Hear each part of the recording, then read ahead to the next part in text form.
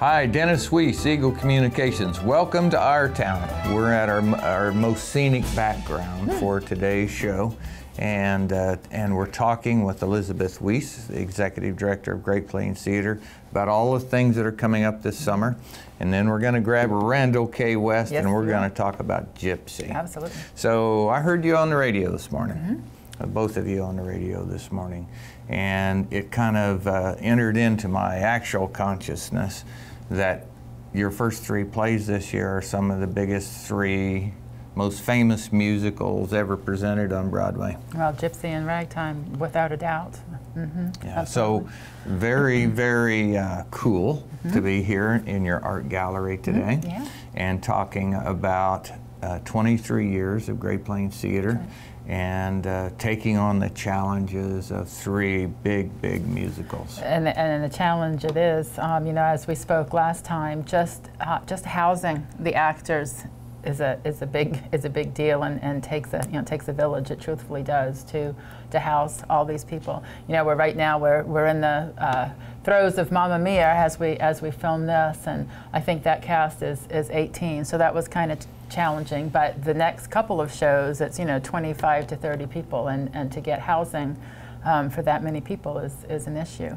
But as we venture forth and go forth and try to grow Great Plains Theater, we wanted to do this. We wanted to challenge ourselves, to be able to do the shows that we're going to do in our limited space. Though our stage is big, we don't have fly space. There's a lot of things that we don't have as a theater. So we have to be very creative on how we do scenic design. And Mark Warner, my technical director, puts a lot of time into the scenic design and how to build to our stage and to make it look the best that we can, and to be able to use the facility to the best of its ability. So for those of you like me who didn't know, fly space is where the actors go and hide just before they come out on the stage. Most theaters have a proscenium front, and then they have 2 stories above them, and you can do scenic drops, back and forth. Our new high school has that. You can, drop in scenery and take it out, and yes, you can actually, Peter Pan and Mary Poppins can fly. We don't have that capability. Maybe someday we will, but we don't now. So we have to get creative, if you will, on how we do things. Annie Get Your Gun was kind of a challenge. We made her have that swing and do her her sharpshooting trick, and so it was a challenge to how to do that. There's enough of us cowboys around Abilene, Kansas. Anytime you want Mary Poppins to fly, you just let us know. What is it, baling wire? I can't really promise tape. how, but we'll make her fly. So that's just the way it is. This program, somebody is watching today going, gosh, they're at Great Plains Theater again.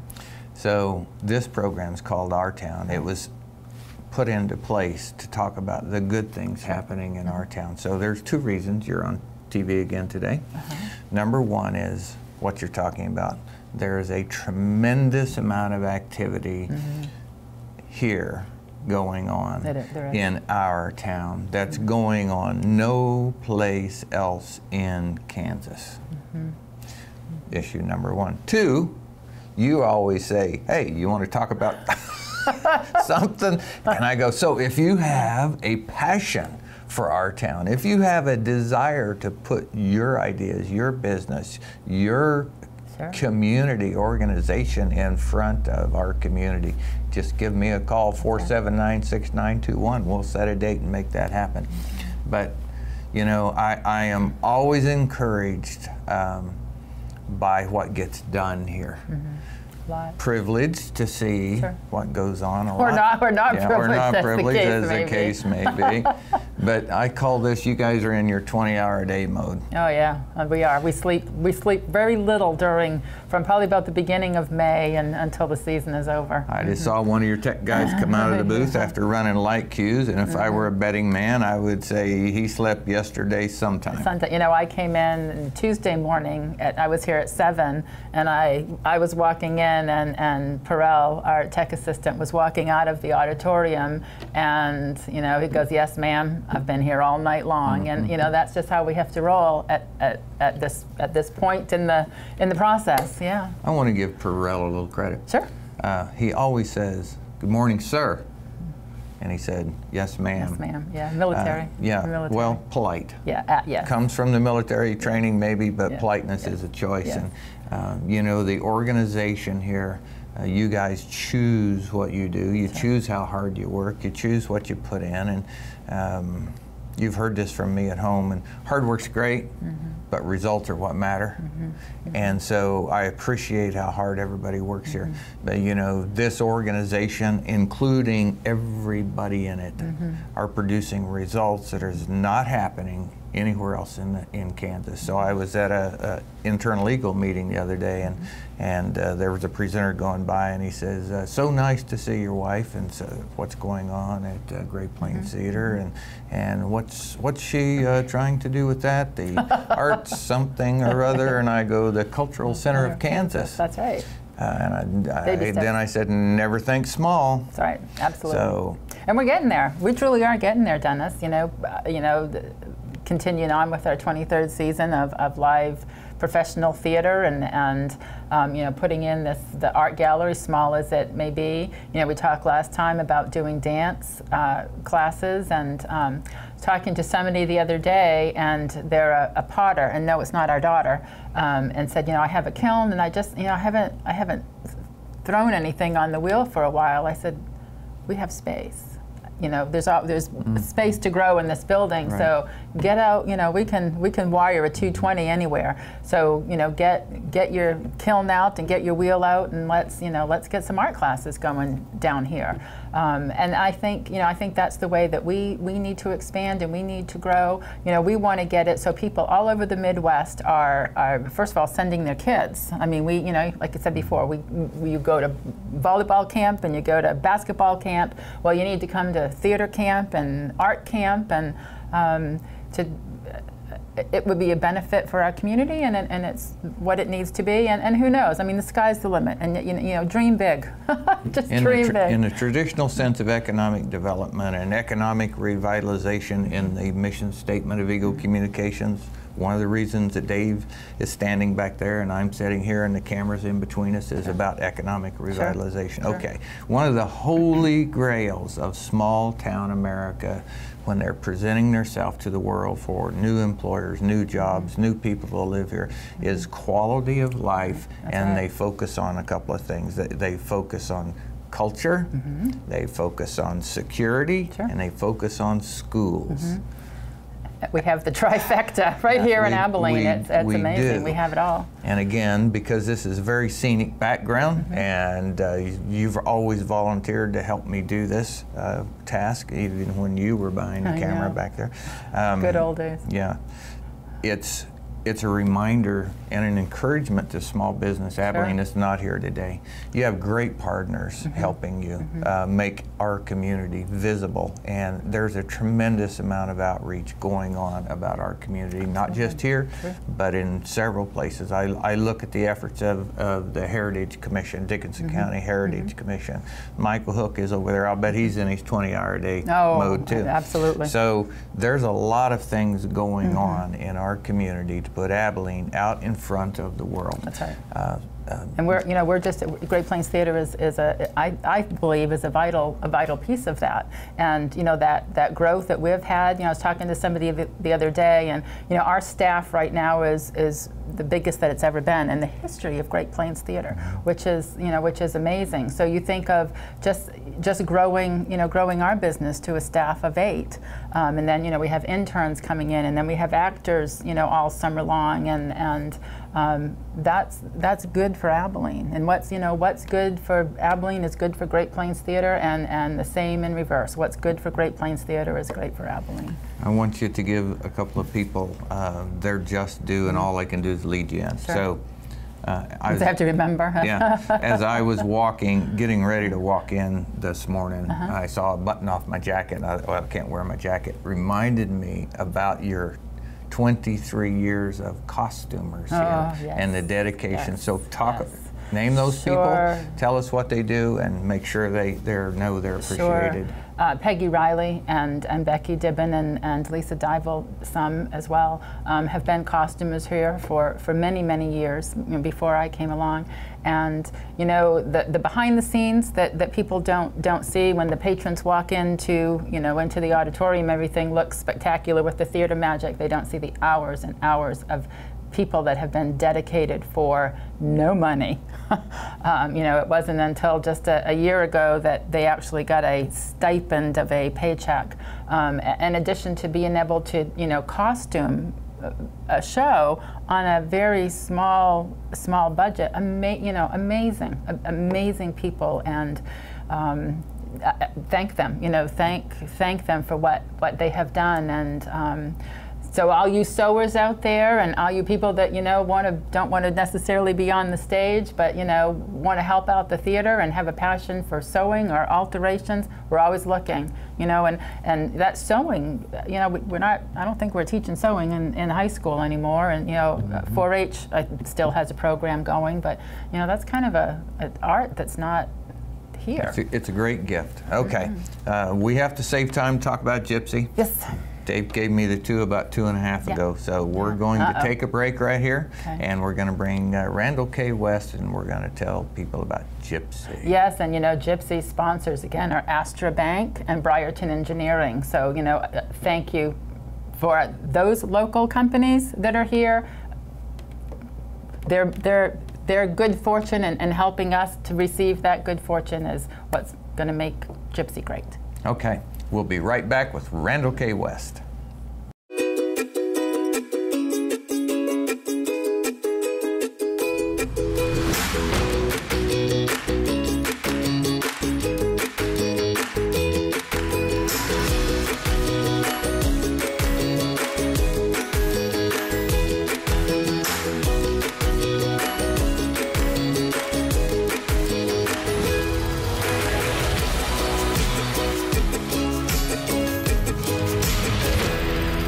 Dennis Weiss back with Randall K. West, just Randy to me. Just Randy to most people. Okay, so heard you on the radio this morning, and here's what I thought.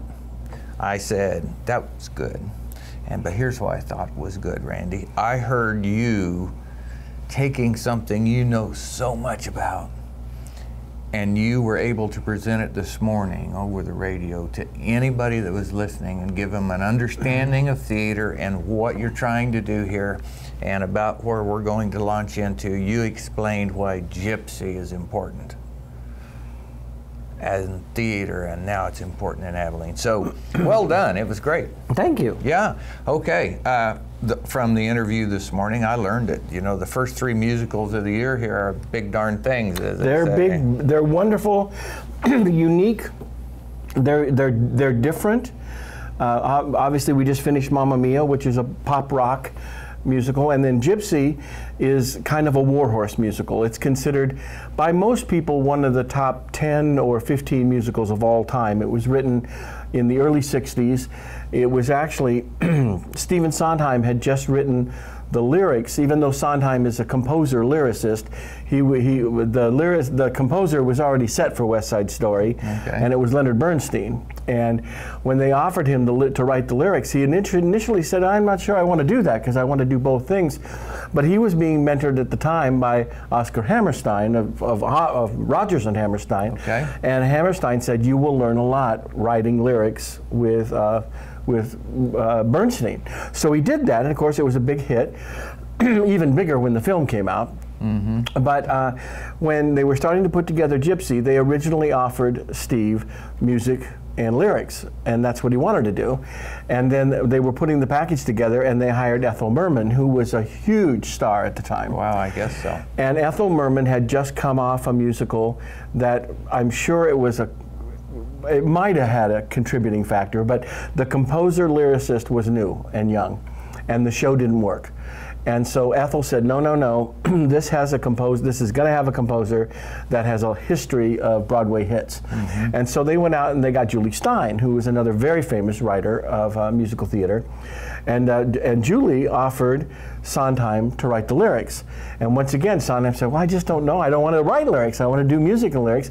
Once again, Oscar Hammerstein said, you've never written lyrics for a star. And learning how to create a star vehicle would be something that would be good for you to learn. So Sondheim took it, and Gypsy is truly considered one of the best book musicals of all time. It had a book by Arthur Lawrence, who was a very famous playwright that wrote also the book to West Side Story, and Jerome Robbins, who choreographed and directed West Side Story, put together Gypsy. So it was an all-star team, again, together. But the musical has certainly survived down the years, that it's been revived on Broadway 5 or 6 times, and always with big stars, but it's been something that has evolved, because that whole idea of the horrible stage mother who forces her kids into show business is universal enough. It lasts till today. Okay, I want to say this is the first, again, at Eagle Communications. We're big on first.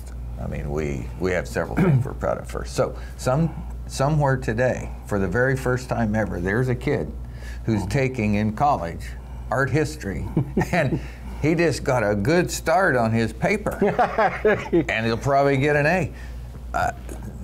Part of that's a joke, and part of it is deadly serious, because we're trying to create the factual impression in people's mind that this is going on here at Great Plains Theater. This is not New York City. This is not Broadway.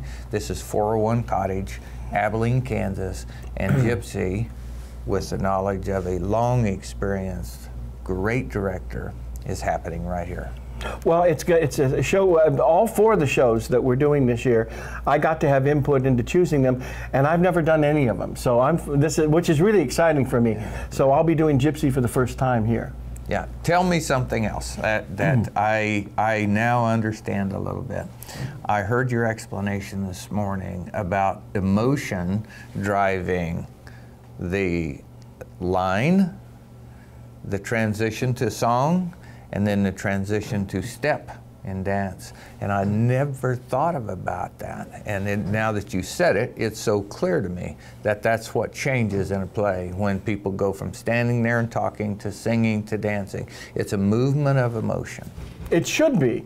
And you know what's funny is people used to talk about legitimate acting, which was in plays, and then musical theater acting. Well, musical theater acting is legitimate acting. It's just a different style of acting. We have to be expressionistic enough that when I'm coaching these actors, I'm saying, look, you have to play a character that I believe one step up in your energy, you're going to sing. And if you're playing a character that can't sing, you might be acting brilliantly, but you might be doing what I call television acting, because I've directed a lot of television, completely different medium. It's much smaller.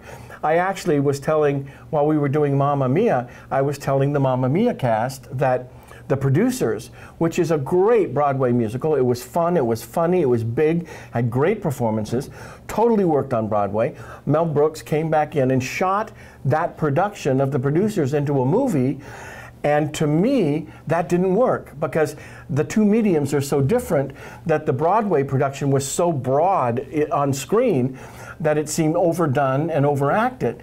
And I was trying to tell the Mamma Mia cast that, you know, don't think about the movie version of Mamma Mia, because that's a different medium. Right. They can play smaller characters that sing because the camera is right on top of them. We have to create characters that are broad enough or believable enough that it's one connection. When we talk, and it's at a certain energy level or a certain emotion, we talk. When that goes up, we begin to sing. When that energy or that emotion goes up again, we sing and dance. But it's got a thread that has to go all the way back to the acting choice. You always have to be an actor. You just express your acting choices, sometimes through dialogue, sometimes through lyrics, and sometimes through a song and dance. One more segue for you.